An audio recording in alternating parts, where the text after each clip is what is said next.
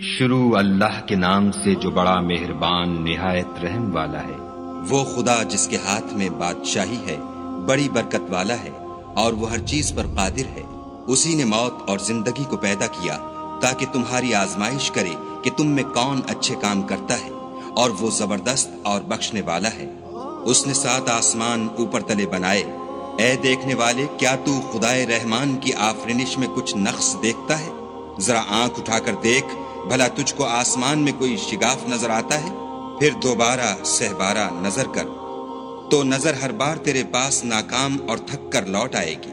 اور ہم نے قریب کے آسمان کو تاروں کے چراغوں سے زینت دی اور ان کو شیطان کے مارنے کا آلہ بنایا، اور ان کے لیے دہکتی آگ کا عذاب تیار کر رکھا ہے۔